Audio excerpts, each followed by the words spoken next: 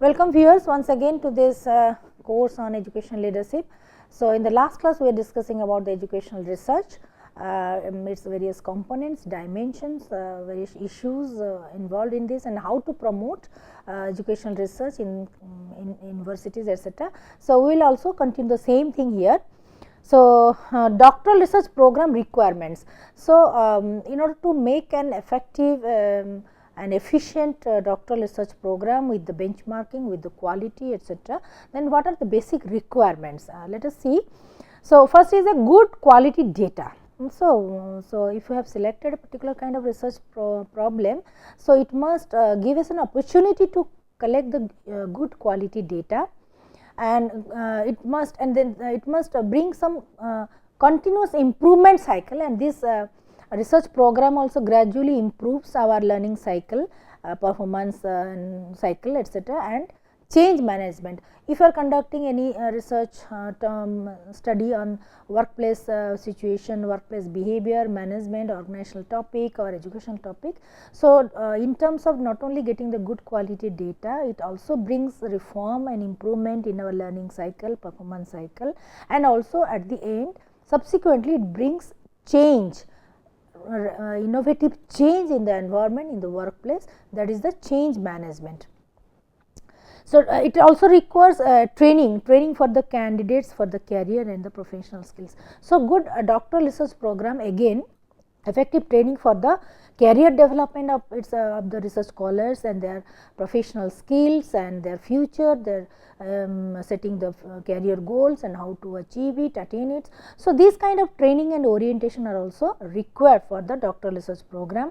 Then again we have to evaluate its impact and engagement. Like for example, even though we have engaged, our students have engaged in the good research studies and programs, etc., but from time to time we need to evaluate its impact, its efficacy, its influence in bringing change, in bringing improvement, in enhancing the performance, in bringing them good jobs, employment skills, job opportunities, and academic positions, etc. We have to evaluate its impact, and it also constructively, positively brings some kind of engagement to our students, to our scholars.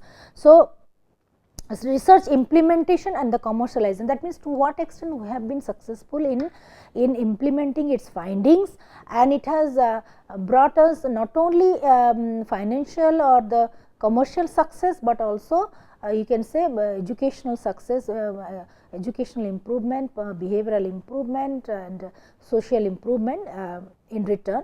And while selecting a research problem also, or while defining our research policies, etc., in an educational institution, we need to look into the national development agenda, or you can say we need to look into the priorities set by our government, or what are the issues and the challenges our country is facing, our government has set for resolving the issues, etc. So, we need to consider the national development parameters, programs, and as well as the priorities set by the government also, our people, our society, our government, and from that areas we can also select the research problems. So, the next, doctoral training program models. So, how to set up an ideal doctoral research training program, research program in terms of its policies, practices, principles. So, we have to, like, it is a demo, we have to give a demo kind of a model kind of doctoral research program. When we compare that, though this university, that institution, they have a very good research programs. So, how do we say that the reputation of that particular university's research program is very good, very good quality of, or very they have the high standard of quality, this and that, in terms of some of the things, some of the criteria they have set for themselves. Like in terms of legislation, they have also specified that what are the requirements, eligibility criteria, selection criteria, etc. Funding, if you get into that institution or enroll into that, how much fellowship or the scholarship will be getting, in terms of what are the funding sources, whether it is being sponsored by the government or some industries or some organizations and funding resources. Then standard and quality of work in terms of criteria, benchmarking criteria, then framework, what is the research framework, the time framework, the resources framework, and then coursework framework, what is the framework of that research programs, and what are the guidelines, fixing the stipulated time, within the stipulated time you have to deliver certain things, then pathways, the delivery models, etc. So, if all these training programs have clearly specified, not only specified, they have demonstrated in terms of all these categories and specifications, then we say that yes, this doctoral training program is really authentic, is really useful, and really valid for conducting the future research. Then systematic business investment and collaboration. Often you also invite industry people and some other organizations, also like some NGO sectors, some social sectors, social entrepreneurs. We also invite them to invest in the research programs as a part of the collaboration, as a part of the business investment, because when we analyze its applications, is its utility and usability. So, we can look into the social spheres, economic spheres, like it has the socio-economic implications, it has the financial benefits, it has the commercial benefits. That means how to what extent it caters to the needs of our people, whether it caters to the needs of our industry people, organizational people, our common man, our educational institutions, or the student generations categories. So, what in terms of its applications, implications, and the benefits, we also map the research problem, and often we invite the other agencies, people from other sectors also to invest and collaborate in these things. So, these are some of the basic things we have already discussed about the educational research, how to select a good research problem, and how to identify it, how to map the different kinds of methods, population, then the techniques, etc., how to select a scientific research problem, and how to run a successful PhD or the doctoral program in our institution by formulating certain policies, principles, practices, etc.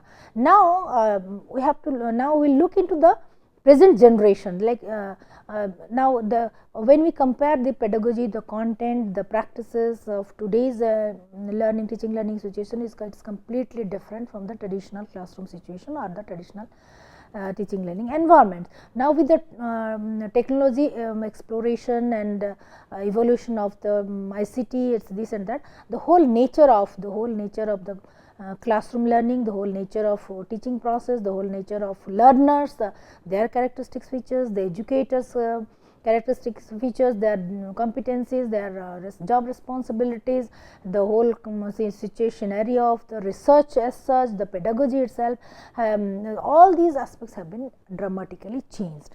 Now, we will just look into these aspects individually, and we will just find out how in that particular context, how to select a valid research problem, and how it can enhance our pedagogy, our practices, and classroom learning. So, let us discuss about the 21st century learners. So, we are in the 21st century, and with the technology evolution and with the ICT exploration, with the globalization, with the free bandwidth or free internet access or easy access, with the virtual learning environment, with all kinds of facilities, e-learning facilities and packages. So, what are the characteristic features of the 21st century learners? So, the 21st century learners are collaborative. They work collaboratively, cooperatively, they work in a team. We also encourage them to be a part of the teamwork in terms of projects, assignments, so portfolio making. So, they are collaborative, they are good networkers. They are not only busy in social networking, etc., they are also highly engaged in professional networking, research networking, academic networking, and they are also very good communicators. They are also very good communicators. They instantly, promptly respond to different kinds of questions, queries asked by their peers, their teammates, their groups, their teachers, etc. So, they are very prompt and proactive in collaborative work. They are very good networkers and the communicators. They are also very adaptive. They are not only they are techno savvy, they are also quite adaptive to different kind of learning situations. So, their flexibility is very high. They are adaptive and they are also highly creative. They always they always try to discover, innovate something new, something different, something original, something novel. So, they are highly creative. Similarly, they are only they are information and media and techno savvy. So, they are they are open to different sources of information, hence their information storage, or you can say their information awareness is very large. They are media savvy, they are techno savvy, and they have a lot of a huge amount of information sources. So, again, but however, the partial instant gratification, that means partial instant gratification, that means whatever they do, they engage themselves, they want some kind of instant feedback, they want some kind of success, they want some kind of gratification of success, like and so they whatever they are engaged in, they want immediate feedback and result, and so that is called the partial instant gratification. So, and they are too reliant on the media and its various forms, as because they are techno savvy and with the free access to technology and with the availability of the social networking sites, smartphones, internets and tablets and all then all kinds of gadgets. So, they are very much reliant on the media in its various forms. They can easily access, they can easily use it, they can easily adapt to that, and they also use it for their education purpose also. So, in this context, we will just have a look on this YouTube video which better explains this. Hi, I'm a 21st century school. And I'm a 20th century school. My educational theory is tried and true. So is mine. I've been preparing students to work for over 100 years with Frederick Taylor's model. I've been using the model of Horace Mann from the early 1800s. Frederick Taylor based his educational model on factories and assembly lines. Horace Mann based his on people. Taylor was an efficiency expert focused on preparing students to work in factories because farm jobs weren't available. Oh, like the factory jobs today. And his influence gave rise to documentation of teachers' activities and eventually standardized tests. Oh.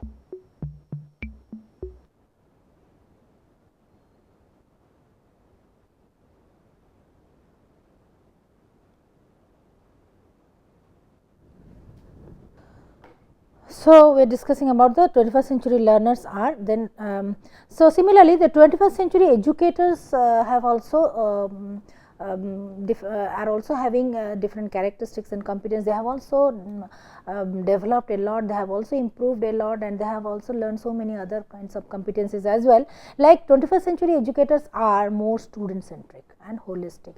So, earlier in the traditional days, the pedagogy or the teachers were, or the educators are more teacher centric. The pedagogy was more teacher centric, like the teacher prescribes, teacher was prescribing everything, teacher was prescribing not only in terms of curriculum content, but what is available where in terms of books, material, etc. It was more teacher centric, but now in 21st century the teachers are, educators are more student centric, and they do not only focus on only domain knowledge development or content knowledge or the particular kind of academic behavior only, but rather they focus on the holistic development, all round development of the learners. So, and again they are also adapters to the curriculum requirements. So, now they have also updated themselves, they have also improved their professional skills and competencies. So, they quickly adapt to the different curriculum requirements and the ICT also, they are also ICT savvy, techno savvy, they are gradually learning. So, different kinds tools and techniques how to use ICT for the teaching learning situation, and also they are also making them familiar with the students learning styles, and because they have to adopt, they have to customize their teaching style, teaching approach according to the learning style of the students. So, they are also quite flexible in adopting and improving themselves and catering to the needs of the students. So, and moreover they are also the visionary teachers, they not only focus on the holistic development of the learners, of the students mass, but also they have the future vision and mission and goals for the not only for the students generations or the or for the educational institution, but for the country as well. So, they are the visionary teachers. So, imagination and adaptability are the key components. So, in order to be a very good visionary educational leader or dedicated teacher, etc., you need two components. One is the imagination and another is the adaptability. So, you have to improve your adaptability, flexibility, dynamicity at the one point of time, and another thing, you have to have the future goals. You have to imagine, you have to visualize what would be the future like, or what would be the future of our educational institution, what would be the future of our students, etc. You have to be visionary leaders. So, imagination and adaptive are the key components, so that you can see the potential in emerging tools and web technology. So, now with every day or every week, now we are that means the technology is exploring the new kinds of apps, learning management tools, and different kinds of web technology, etc. And the teachers to be to be a visionary leader, they have to visualize, they have to imagine, they have to think ahead, like how to utilize this technology or how to utilize these latest apps, how to utilize this LMS system for our benefits, for teaching learning progress, for improvement, for academics, for research. So, how to utilize this technology successfully. So, they have to be very adaptable and visionary leaders, they have to be very imaginary leaders. So, here we can see here we can also see an example in this context.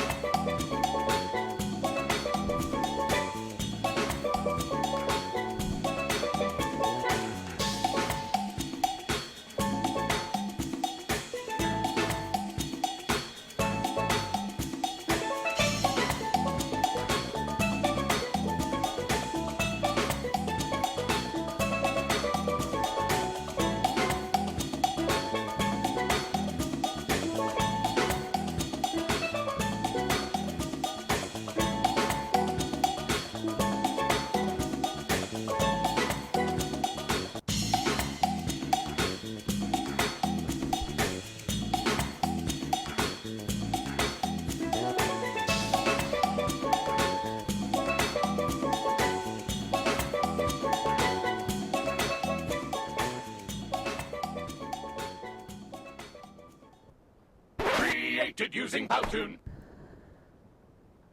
So, 21st century educators are also themselves are the collaborators. They act as the moderator, facilitator, mentor and referee. So, they not just teach you in a typical face to face classroom learning, but also they also act as a moderator in modifying the knowledge process, or adopting a new method, or introducing you to a new kind of learning, collaborative learning. So, they are the facilitator, they are the facilitator to guide you, they are the mentors, they are the referee, they are the coach, you can say this. So, they play multiple roles,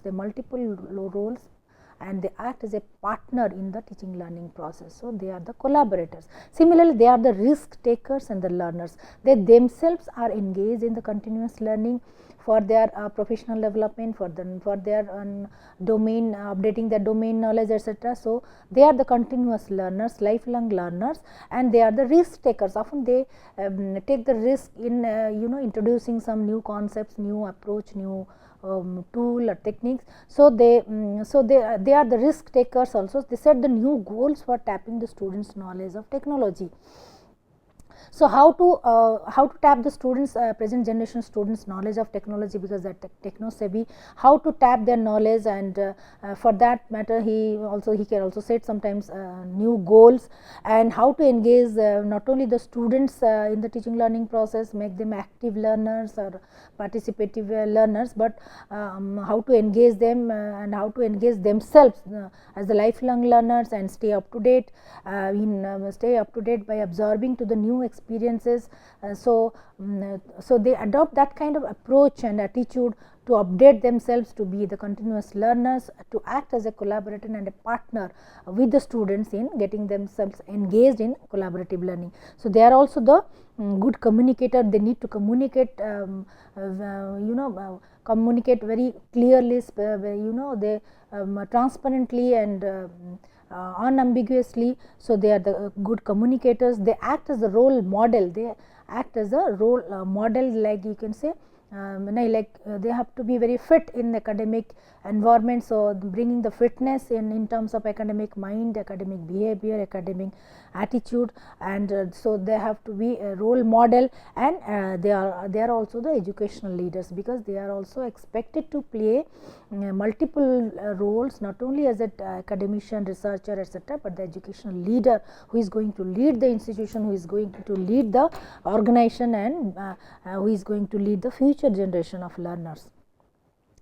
So, similarly, 21st century's pedagogy. So, 21st century's pedagogy has primarily focused on 2-3 concepts. We will be discussing on these concepts. First is that outcome based learning. 21st century pedagogy primarily emphasize on the outcome based learning. Whenever we are designing any curriculum, any program, any course, we must focus on its outcome, learning outcomes. Like if you have designed a particular course, design a particular program or curricular whatever, so what it is going to yield after the completion of that program. So, we have to very much focus on outcome based learning. So, any academic program must focus on its outcome, the result, and in which way it is going to be helpful or beneficial for us.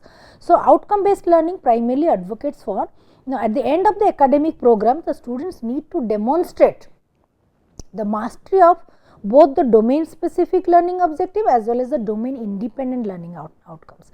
Like the outcome based learning focus on that after the completion of a particular academic program, it must ensure that the students after going through that academic program must demonstrate, must exhibit certain kind of mastery, certain kind of expertise in their domain. In their domain, maybe it's physics, chemistry, or that means in their own discipline, in their own domain, like which they were studying, and not only domain specific learning objectives, like if they are learning physics, mechanical engineering, or aerospace engineering, or chemistry, or whatever subject domain they have studied. Not only they have secured, they have acquired the mastery in that domain specific learning objective, but also some domain independent learning outcomes. What are these domain independent learning outcomes?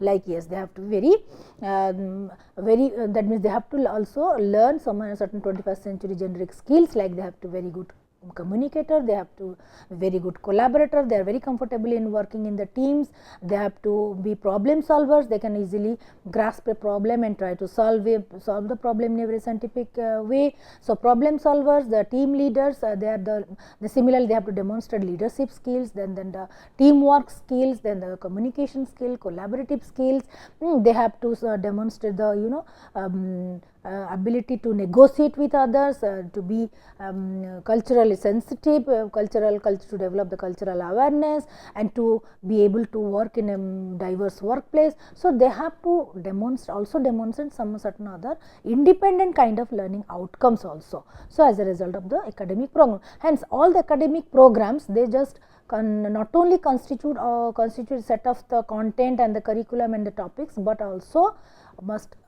open the avenues or must keep the platform open for learning these kind of independent learning skills as a result of their academic program. So, then again how to ensure the mastery over 21st century knowledge, skills and attitudes. So, these 21st century organizations, 21st century employers, they need a set of other skills also, generic skills also besides your domain knowledge. So, how to ensure that our learners, our students, our present generation youngsters, they are actually also acquiring this 21st century knowledge, not only domain knowledge, but also other independent abilities, proper knowledge, skills and the attitude to work with others, attitude to be open minded, attitude to be democratic in your approach, attitude, so all kinds of the positive attitude, how to ensure that. Similarly, 21st century pedagogy also advocates like you teach less and learn more. So, pedagogy emphasizes that being the educator or the teacher, you need not have to teach more, teach less and but learn more. So, you facilitate the learning process, you give them the opportunity to learn, to explore or sometimes collaboratively explore the new learning platforms, learning new concepts, discovering the new aspects, innovate the new ideas. So, teach less and learn more, set the learning objectives. So, the pedagogy advocates for both the teachers and the learners to set the learning objectives. So, before any academic program, we have to specify the learning objectives, promoted the guided independent learning. So, the teacher's role here is a facilitator, a mentor, a coach, hence you promote the guided independent learning. You are there to guide the students and the learners to show the path, but make them self-sufficient and independent. So, that is called the guided independent learning. So, ensure the close individual monitoring, regular tutorial and feedback by the teachers. So, this pedagogy also ensures that the teacher should focus more on catering to the needs of individual learners. That is why by making the learning more personalized, so he needs to monitor their progress, give them the regular feedback and give them the regular feedback as well as clarify their doubts. So, while conducting regular tutorials, engaging them in some kind of active learning or practical assignments. So, to ensure that each and every individual learner has actually learn and acquire those skills and knowledge and attitudes. So, use ICT to overcome the problems of large classes. Now, with the 21st century, with the exploration of the ICT, with the revolution of ICT, also our young generations or the students aspirations for higher education, expectations from the higher education has also enormously increased. So, the enrollment admission in different academic programs are also have also increased enormously. So, in the earlier in traditional days, when we are getting hardly 40-50 students in the master's program classroom, etc., now we are getting the 1000 students. So, how to cater to the needs of these large classrooms or the students. So, here we have to use the ICT as a tool to individually monitor, to individually give the feedback, to individually assign different kinds of assignments and the tasks, to personalize the learning. Here we have to use the ICT gadgets. So, like we have the also learning management tools like the Moodle is there and the Blackboard is there. By using these ICT tools, we can not only personalize the learning for each and every student, and we can manage the large classrooms. So, we can give them the assignments, we can engage them in active learning, and we can monitor and evaluate their progress as well. So, and second is that it is so 21st century pedagogy again advocates for the learner centric system. Whatever you design, you prepare, you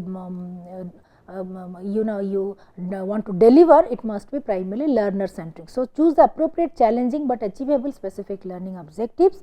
Even if you are designing a new course, content, program, whatever, so you choose appropriate challenging but achievable specific objective. Like the research problem, you should not be too ambitious, you should not be very philosophical and highly abstract in your ideas, but you select such a topic and the program or the module which we can specifically categorically spell out the specific learning objectives, state them in the clear and measurable terms. Again, in terms of learning outcomes, in terms of the skills the students they have they have acquired, they have learned, etc., how it can be measured, how to measure the learning outcomes in terms of behavior, in terms of the performance, in terms of skills. So this should be in a measurable term. So use the action words or measurable terminologies in order to assess the learning outcomes, in order to map the learning outcomes. So prepare the study guides and learning strategies with the resources and make it available to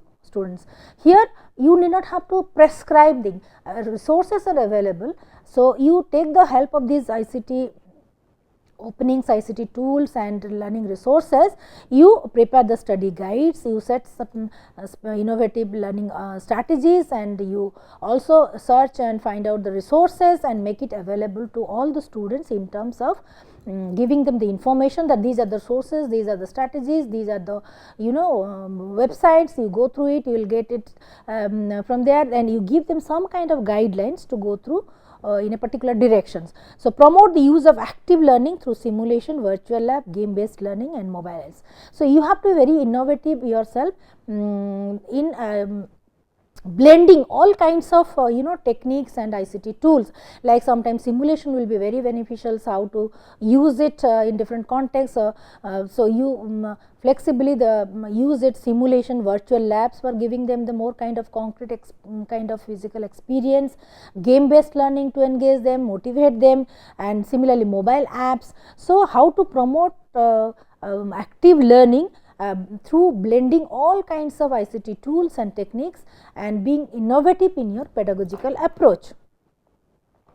So similarly, promote the collaborative learning, communication and problem solving. So whatever assignments you are giving them, try to engage the students in all kinds of collaboration to enhance their communication ability and problem solving ability. So monitoring the progress using both the formative and summative evaluations. Every now and then, every moment you give them the feedback, because from their feedback only they can also map their improvement. So give them the formative and so adopt the formative and summative kind of assessment mode, evaluation mode, and give them the feedback from time to time.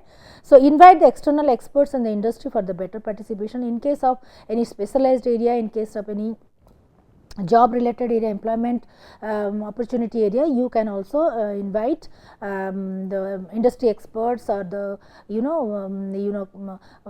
statesmen, some CEOs, some senior managers, or even from the grassroots level factory workers, to give them the to express them, to give them the knowledge, concrete knowledge, situational knowledge, contextual knowledge, and explain about the tacit knowledge in the job experience, and you can also invite the industry people for better participation. So nowadays, that is why every student group, starting from the beginning, from the schools itself, up to the research level, they should give some kind of exposure to the concrete situation, like through the internship program, then excursions, study tours, etc., and reduce the lecture hours and increase the tutorial hours. So like nowadays, the 21st century educator must adopt an innovative approach in not only flexibly and innovatively utilizing the ICT tools and techniques, but also reduce the lecture hours and increase the tutorial hours, collaborative working hours, so that the students' engagement will be high. So in that context, they can use smart learning tools, they can reverse the whole teaching learning process through the flip mode, like assign them the homework, and now in the classroom you can discuss and clarify the doubts and think in terms of innovative ideas, etc., etc. So you can totally reverse your classroom practices and reduce the lecture hour and increase the tutorial hour. So in this context, we can also see a YouTube video on 21st century pedagogy. We wanted to talk about 21st century education. We are living through an educational revolution. The pace of change is staggering. Schools, regions, entire countries are turning education on its head and redefining the experiences of students and of teachers. The impact is felt by millions of children and their families around the world. Let's consider for a moment the world in which they live. A world with so much knowledge it's hard to grasp. People are creating 2,000 new websites every hour. They are uploading 35 hours of video every minute and watching 2 billion YouTube videos every day. By the time they leave school, teenagers average nearly 1,000 Facebook friends. They connect with people thousands of miles away as if they were in the same room. They consume, produce, and communicate information in previously unimaginable ways. They truly are the children of a globalized world.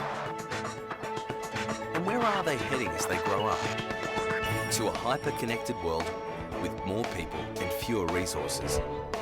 A busy and competitive world full of uncertainties. A workforce that is more mobile and better qualified than ever before. And careers that span multiple jobs, positions and skill sets, some of which haven't been invented yet. In response, education leaders are making big changes, building 21st century skills, using enabling technologies, and personalising learning to engage students in diverse and creative ways. In South Korea, schools are switching to digital textbooks so students can study anytime and anywhere, with online hours recognised as school attendance. In Denmark, students are using the internet while taking exams. They can access any site they like, even Facebook, as long as they don't message each other or use email. In the USA, ultra-personalised learning approaches allow students to create their own individual schedules. Their interests and performance are logged daily to generate playlists of learning options, with teachers' time freed up to mentor and supervise students. Learning can happen anywhere and everywhere. That's why some Australian schools are pushing learning beyond school walls, where internships with local organisations are a fundamental part of each student's learning plan. Distance learning programs are connecting seriously disengaged students with online learning communities and personal mentors to help them rediscover their love for learning. The opportunities for 21st century education are immense. These examples point the way to ensuring that tomorrow's workers, parents and citizens are more creative problem solvers, better communicators and lifelong learners. To make sure that change happens on a massive scale, we need to make big changes. That's why we've designed the new Australian curriculum online, supported by interactive, constantly updated digital resources, structured around students' and teachers' needs. And it's why we now have national professional standards for teachers and principals that make sure they meet the needs of 21st century learners. But that's just the beginning. Join us as we broaden this debate and connect educational pioneers and thought leaders across Australia and the world. So, thank you very much. Now we stop here, and the next class will continue the same topic. Thank you very much.